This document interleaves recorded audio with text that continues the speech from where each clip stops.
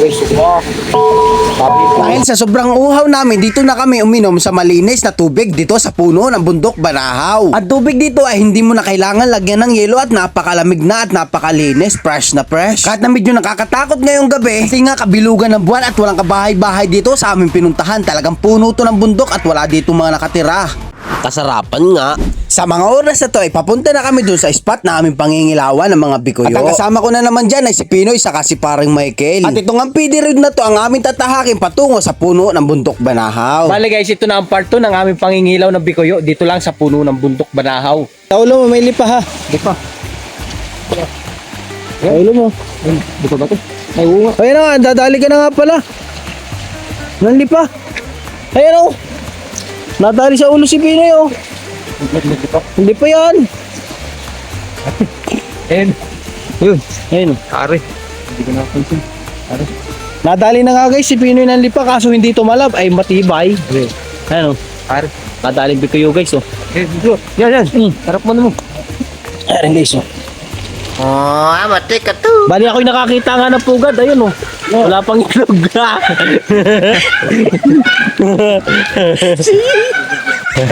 Nakita ko yung pugad guys, ay wala pang itlog. Ayan, ang ganda. At pagtingin ko nga doon sa bandang dulo ay nakakita pa nga ako ng isa pang bikoyo nakasiksik sa may tubo. Bale guys, bago pa lang kami nagsisimula, abay, ang dami na namin nakukuha. Abay, nakakailan agad kami dito lang sa pisto ng ibabang ari sa Misapa. Sa ano?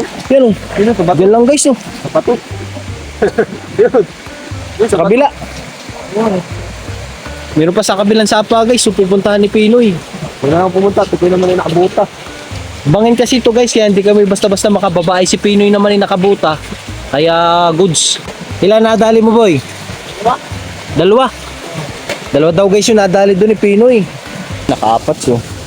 Bali sa mga oras na to, habang tinatahak namin itong kalyeng ito ay napakarami na namin nakukuha kahit dito lamang sa tabi ng kalye. Itong kalyeng ito kasi papunta guys sa templo, sa pinakamalaking krus. Dine sa puno ng bundok Banahaw. Pero hindi pa kami nakakarating doon sa templo. Hindi namin sinusubukan pumunta kasi baka bawal. Bukod sa baka bawal, abay nakakatakot din. Pupunta ka doon 11 PM ng gabi, aba ay kainaman, nakakatakot nga iyon. At sa mga oras na to ay talagang kabilugan ng buwan ay talagang nakakatakot nga. Dito pa nga lang sa pamimikyo namin sa kagubatan ng bundok Banahaw ay natatakot na kami. Eh paano kung ano-ano maririnig mo sa paligid? Pero sa mga oras na to, dito muna kami dadaan. At di muna kami dadaan dito sa kalye, pupunta muna kami doon sa isa pang tangke. Kasi marami din ditong bikoyo. Bale guys, sa mga oras na to, ay marami na rin kami nakukuha. Pero papasok pa kami dito sa may gubat.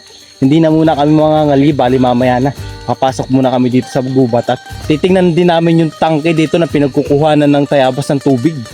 Meron ditong tangke na nagsusupply sa buong Tayabas at iba pang katabing bayan. Bali guys, doon tayo pupunta sa part na yun. Tapos dito mayroon din supply ng tubig at dito mayroon din guys. Kaya punta tayo dito. May ilaw tayo ng bikoyo at pupuntahan din natin yung tangke. Kaya naman habang tinatahak namin itong daan na to ay may nakukuha din kami bikoyo at marami din talaga ditong bikoyo ay. Nakakita nga ako guys ng isa.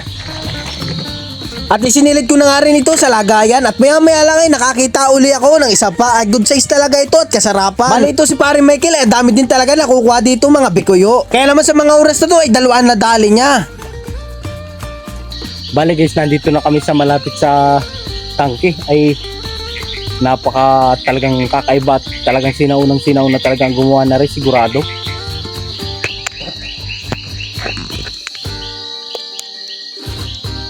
Tingnan nyo guys yung papunta ron Aba, hagdan-hagdan na parang sinalansan. Hindi yan guys simento. Yan ay mga parang bato na basag-basag na sinalansan din diretso dun sa tangke. Bali guys, dito nga pala ay marami ditong tangke. Ay iba't iba ang pinagkukunan ng supply. At talagang nakakaginwaha dito at napakalinis ng tubig. Napakalamig ng klima, preskong-presko, suwabe. At sa mga oras na to ay malapit na nga tayo dun sa tangke o balon na pinagkukuhanan ng tubig ng buong Tayabas.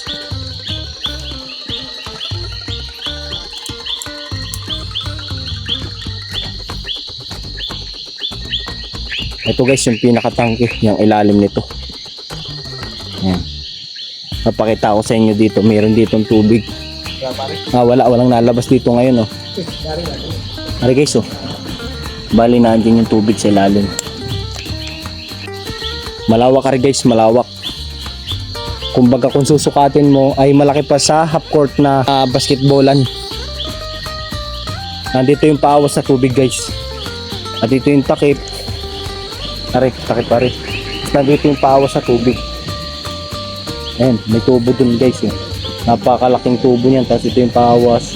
Meron pa dun tubo sa ilalim. Maraming tubo yan guys. Mga nakabaon dyan. Ito yung paawas. Ano ba guys? Dami niya na, oh. Lima, oh. Lalaki. Isa talaga to si Pinoy. At dahil nauuhaw kami, inom muna kami dito sa paawas. Napakalamig ng tubig dito at hinugasan muna ni Pare Miguel yung baso. Baka may langgam. Yan guys, yan dyan ang pinagkukunan ng tubig ng Tayabas. Yan, oh. Yelo. Fresh na fresh yan. Talaga napakalamig. Ay, sarap. Napakalamig guys. At dito guys, nanggagaling, oh. Bali guys, iinom nga din ako dito at ako'y nauuhaw na nga at napakalayo din ang amin nilakad. Pakalinaw guys na rin.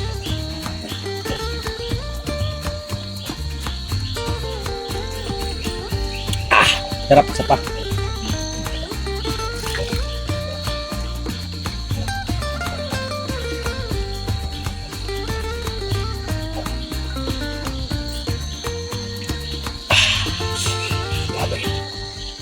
Ito guys, nilalagay yung ano kanilang inuman. Yan. Yan lang nakasabit. Ayos. Baka laki oh. Saan? Oh, malaki nga, oh. Nakakuha uli. Ang dami talaga ditong bikuyo. Ay, ano?